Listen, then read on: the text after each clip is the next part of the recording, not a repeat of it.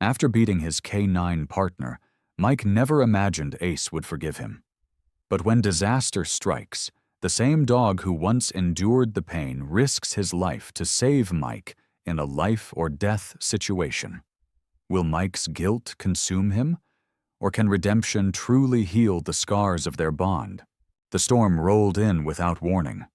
Dark clouds covered the afternoon sky, casting long shadows across the training field of the Special Operations K9 unit. The usual buzz of barking dogs and shouted commands echoed across the compound, but one voice rose above the others, sharp, angry, laced with frustration. "Down, Ace! I said down!" Mike Carson's voice cracked like a whip across the yard. Tall, broad-shouldered, and sharply disciplined, Mike was a seasoned officer known for his no-nonsense approach. He'd served with the department for nearly a decade, but his latest assignment had tested every fiber of his patience. Ace, the newly assigned K9 unit, crouched low in the wet grass, his dark coat slick with rain and mud. His amber eyes stayed fixed on Mike, ears twitching, not in defiance, but in confusion. He had hesitated during a pursuit drill, veering off instead of tackling the suspect dummy. It was his third mistake this week. Mike's jaw tightened. His fellow officers were watching. His commanding officer, Lieutenant Harris, stood nearby with arms crossed, face unreadable. Mike couldn't afford another failed trial. Not now. Without warning, Mike stormed across the yard and stood over the trembling dog. "You don't ignore a command, not on my watch," he growled. The slap of his hand against Ace's side echoed like thunder. Ace didn't whimper. He didn't bark. He simply lowered his head, tail tucked, his body unmoving. Not out of guilt, but out of trust. Trust that the man towering above him wouldn't betray him further. But that trust was wearing thin. Gasps and awkward shuffles came from the sidelines. A few junior officers turned away.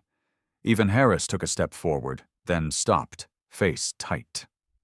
"Enough," Harris finally said, voice low but firm.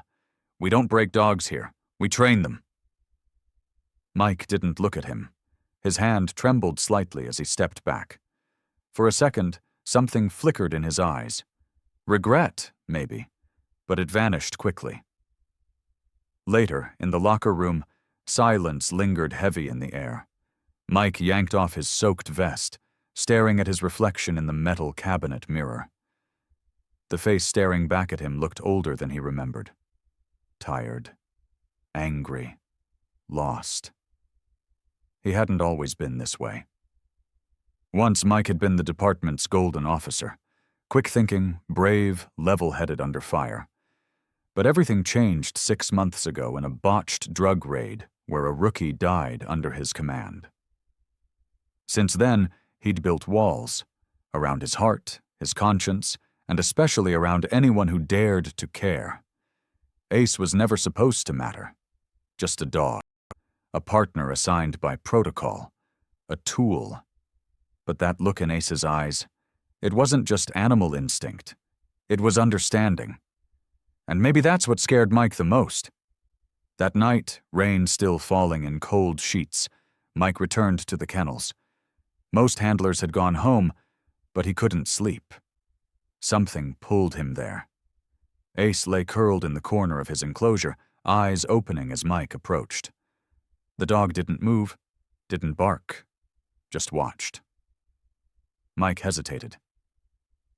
"I was hard on you today," he muttered, crouching by the cage door. "Too hard." Silence. He reached through the bars slowly. Ace sniffed his hand, then placed his head gently against Mike's fingers. The man exhaled, something loosening inside his chest. The next morning brought a shift in the air, literally and metaphorically. The storm had passed, but the clouds in Mike's mind still lingered. He showed up early, unlocked Ace's enclosure himself, and gave the dog a quiet nod. No words, just a start. Training continued, though tensions ran high. Ace responded to commands with precision, but his demeanor was changed. Not broken, but cautious. And Mike noticed. The tail that once wagged at his approach now remained still. The ears that used to perk now stayed flat. The bond was fragile, and Mike knew it was his fault. But life didn't wait for healing. 2 weeks later, everything changed. It started with a call from dispatch. A routine surveillance case had gone south. A weapons dealer was holed up in an abandoned mill on the edge of town. SWAT was on standby. Negotiators had tried and failed, and a 6-year-old girl was trapped inside. Mike's unit was called in to assist. K-9 support was needed, fast. He hesitated. He could request another dog, one with more experience, one whose trust he hadn't shattered. But when he glanced over at Ace, calm, alert, waiting, something in the dog's stillness made the choice for him. "We'll take it," Mike radioed back. "Ace and I are en route." The drive was silent. Mike kept glancing at the dog in the back seat. Ace didn't look at him, didn't flinch, but he sat tall, as if ready to face whatever came next, and deep inside, Mike realized something terrifying. He didn't deserve this dog. At the scene, officers crouched behind cruisers, guns drawn. The mill loomed ahead, rusted and dark. A negotiator briefed Mike quickly. Suspect armed, unpredictable, refusing to talk. The girl was heard crying through the walls earlier, but now, nothing. Mike looked down at Ace. "I know I failed you," he said softly, fingers brushing the dog's fur. "But I need you, more than I ever have." Ace blinked once, and then, without hesitation, he moved forward, into the dark, into the danger, trusting the man who hadn't yet earned it back.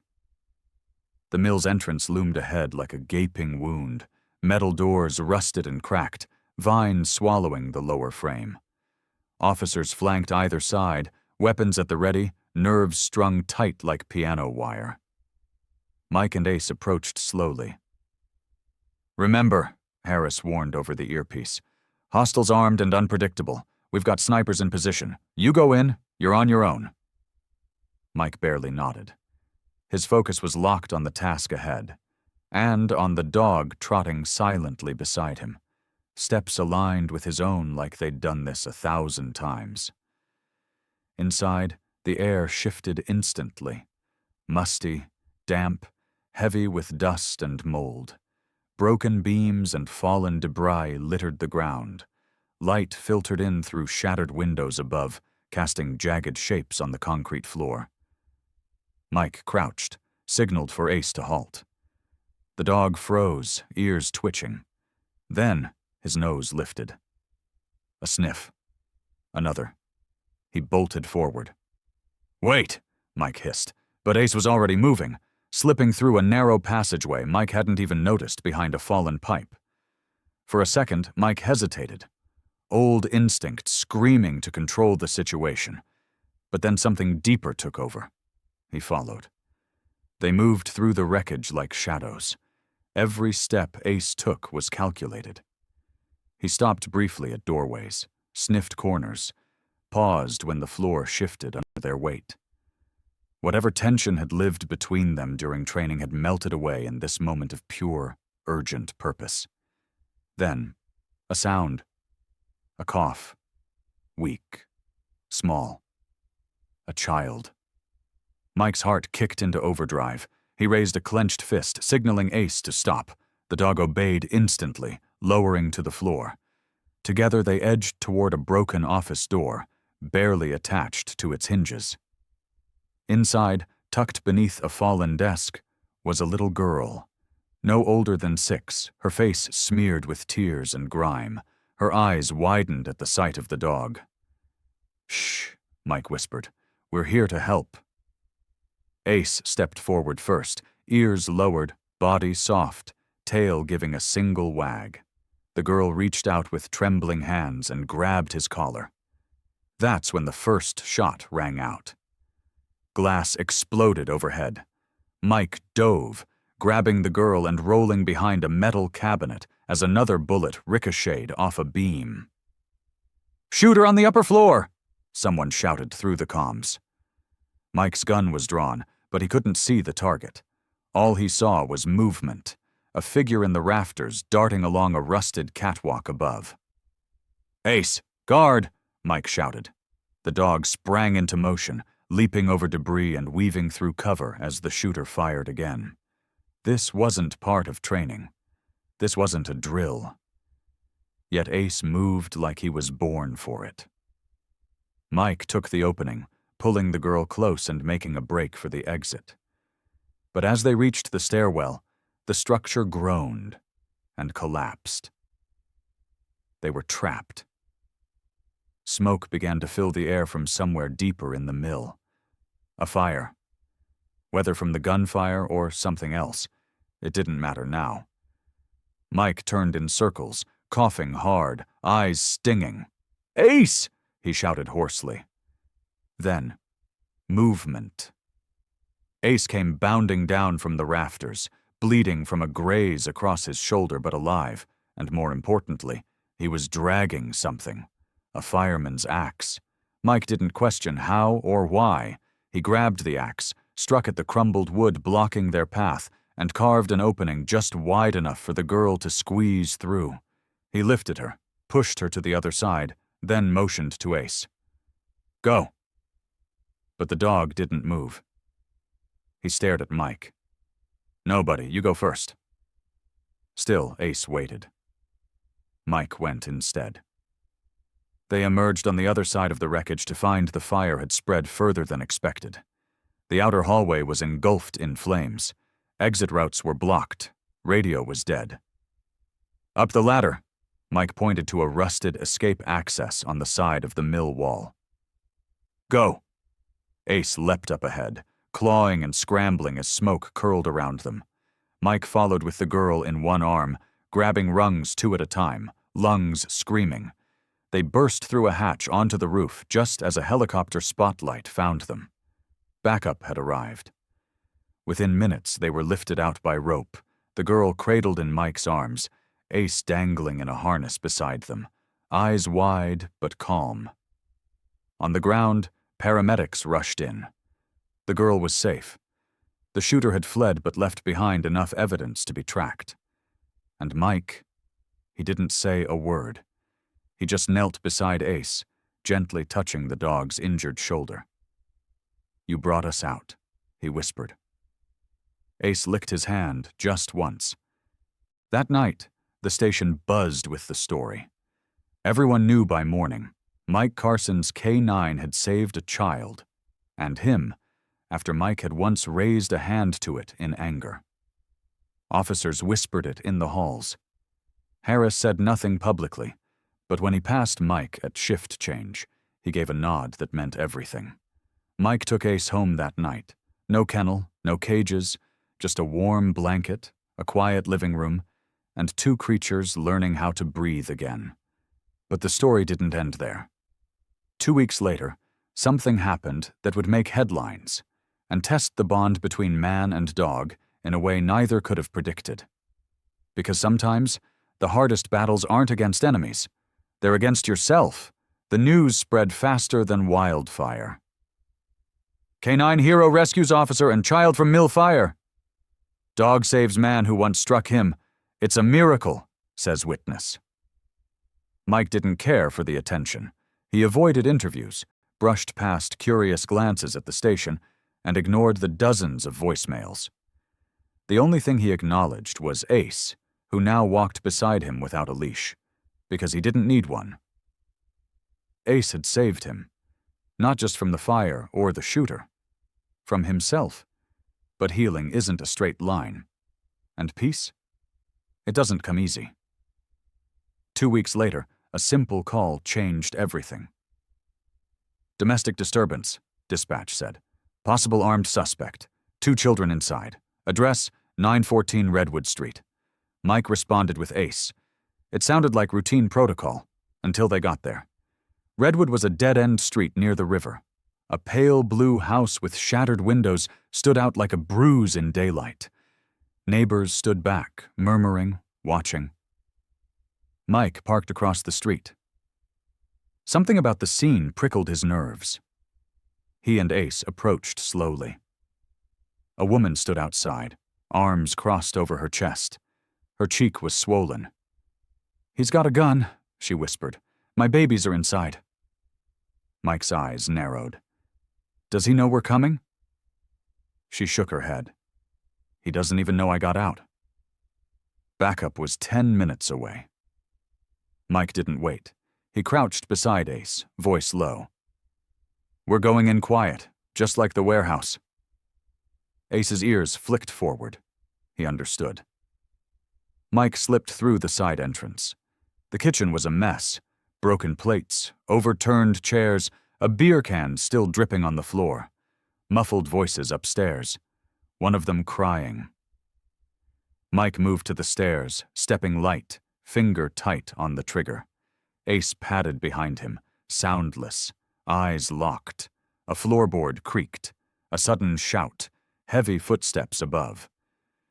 Mike took the stairs 2 at a time, just as a man burst through the hallway, dragging a child in front of him like a shield. Gun drawn, rage twisted across his face. "Don't come closer!" the man roared. Mike froze. The girl, maybe 7, was sobbing, her arms flailing to get free. "I said back off!" The man tightened his grip. Ace stepped forward. "No!" the man shouted, swinging the gun toward the dog. "I'll shoot him too!" And in that frozen second, Mike remembered. The warehouse, the fear, the smoke, the moment he'd raised his hand. And the dog had stayed. Not out of fear, out of trust. Mike exhaled, slowly holstered his weapon.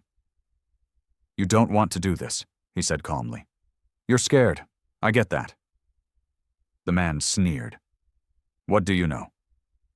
"I know what it's like to be angry, to feel like nobody listens, like you're trapped in your own skin." The gun trembled. "She was gonna leave me." Mike nodded. "So was my life. I let my anger wreck everything. My job, my partner. I hurt the one being who would have died for me. And he still saved me." Ace didn't move. Just watched. The man blinked, confused, and that's when Ace made his move. It was fast. Too fast to stop. He lunged, not for the child, but the man's wrist. A clean, practiced strike. The gun flew across the floor. Mike surged forward, grabbing the child and pulling her away, as Ace held the suspect down with controlled pressure. Not a bite, but enough to pin him. Backup arrived seconds later. Cuffs clicked. The man sobbed as he was led away. Mike cradled the girl. She clung to his neck, then looked at Ace. "Is he your dog?" she asked softly. Mike looked at the shepherd, who was now sitting calmly by the door. "No," he said. "I'm his." Later that night, Mike sat on the back porch of his house, beer untouched, radio off.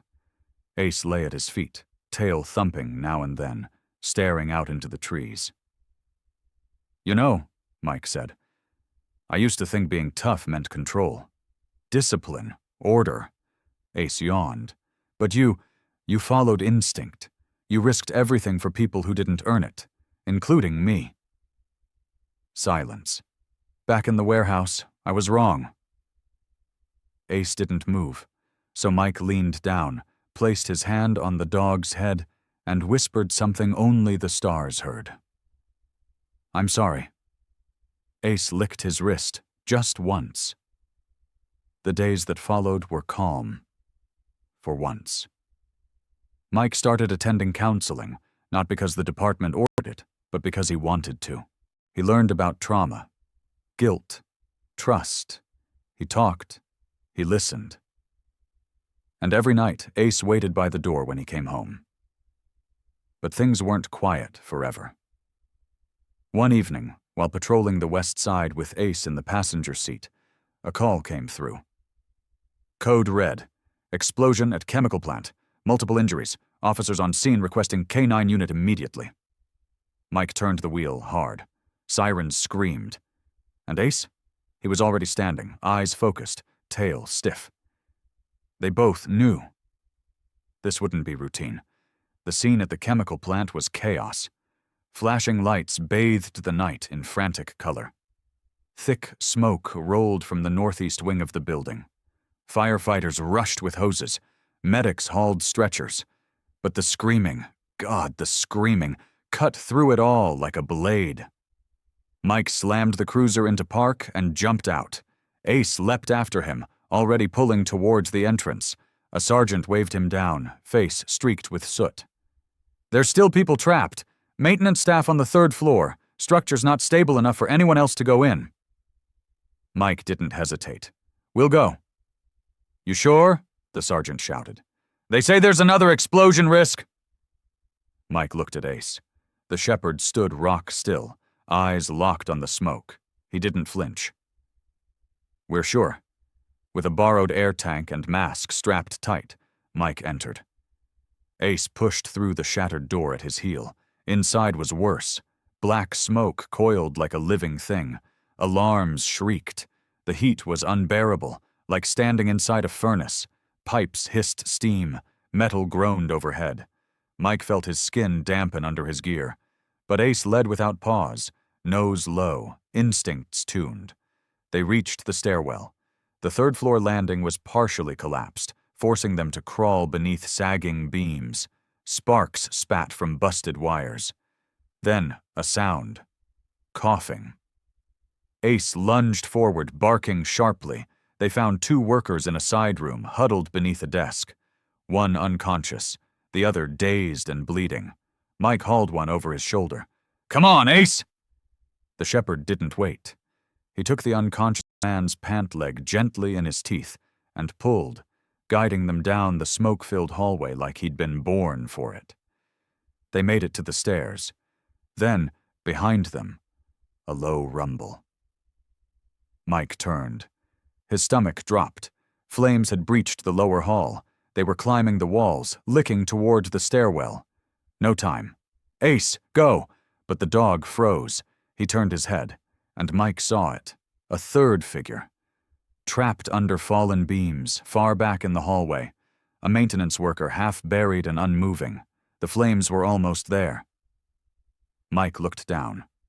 The 2 rescued men still breathing, barely. "No," he shouted at Ace. "We're leaving." But Ace didn't move. Mike felt the scream rise in his throat. "I gave you an order." Ace stared back, then turned and ran into the fire. Time fractured after that. Mike shoved the rescued workers through the exit, yelled for medics, then turned back, lungs burning, eyes watering. He re-entered the building, screams behind him, radios crackling, firefighters trying to stop him. But nothing could. Not when Ace was still in there. The hallway was collapsing. Flames surged overhead, eating through the ceiling like paper. Mike pushed forward, boots melting on hot steel. He dropped low, crawled, hacked through the smoke. Then he saw them. Ace. Dragging the unconscious man by his shirt, paws slipping in soot. The man's legs were burnt, face pale. Mike surged forward, grabbed the man, threw him over his shoulder. "Ace, go!" They ran. The corridor behind them exploded. The shockwave hurled them forward. Mike crashed through the exit door with the man in his arms. Skin blistered, hair singed. But where was Ace? He looked back, and out of the smoke, like a ghost, Ace stumbled through, fur scorched, left side bleeding. But alive. He limped to Mike and collapsed. Mike fell to his knees beside him. "Stay with me, buddy," he choked. "Please, just stay with me." Ace's tail thumped once. They rushed him to the vet hospital in a fire truck, sirens screaming. Mike refused to leave his side. He sat on the floor of the operating room, holding Ace's paw while the doctors worked. His hands were blistered, but he didn't care. His body ached, but it didn't matter. Hours passed. Finally, a vet emerged. "He's stable. 3rd-degree burns on the flank, torn ligaments, but he made it. He saved that man's life." Mike broke down. Not from fear, from gratitude. Ace's recovery took months. Mike was with him every single day.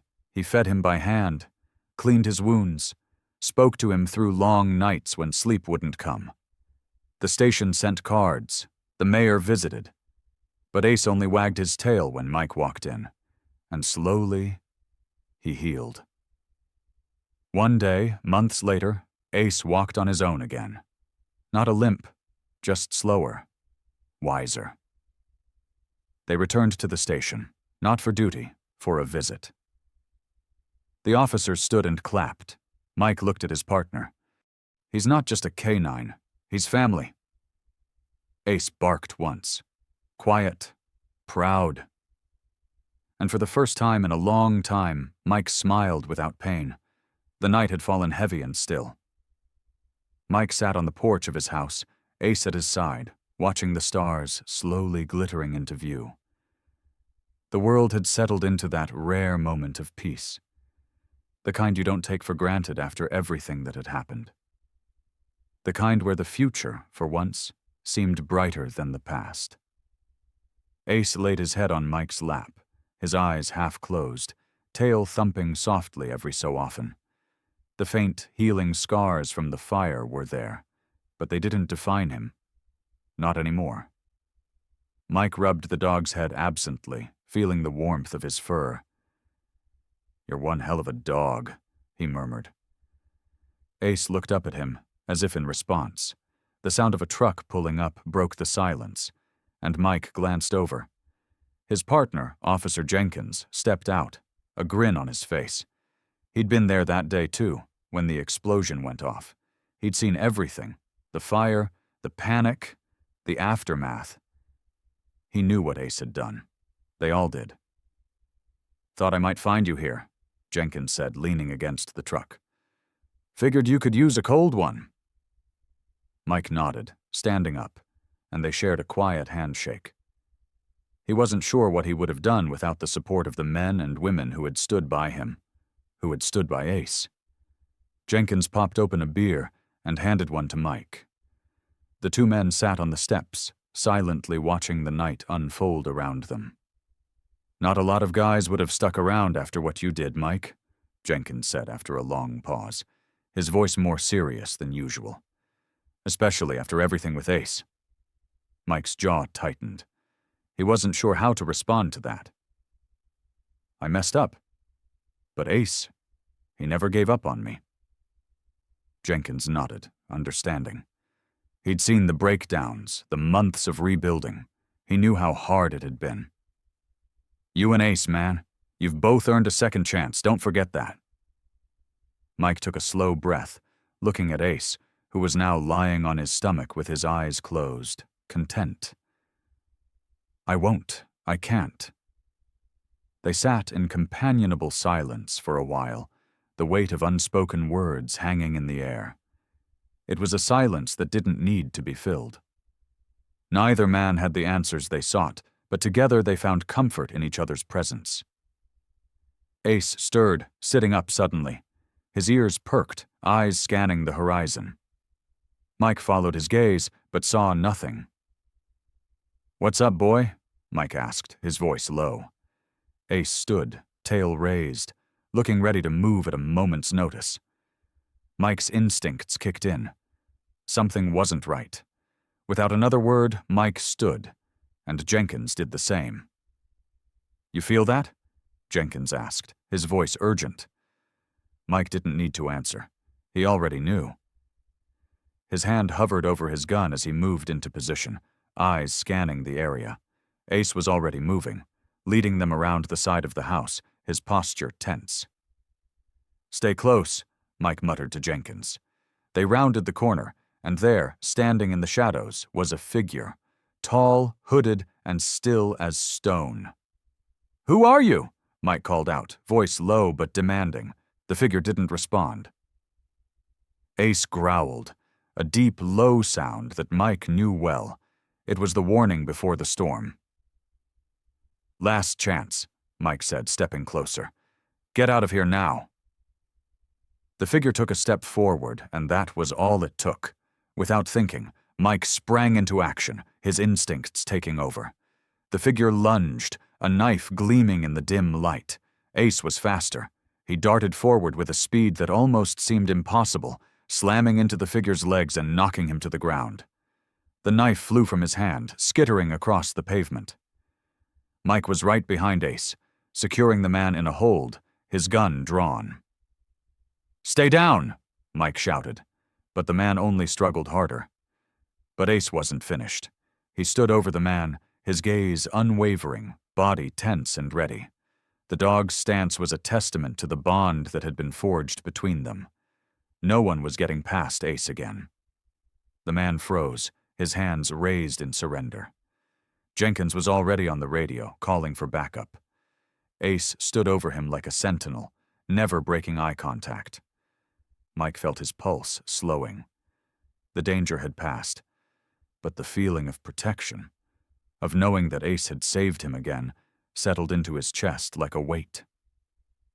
The sirens in the distance grew louder. Backup was on the way.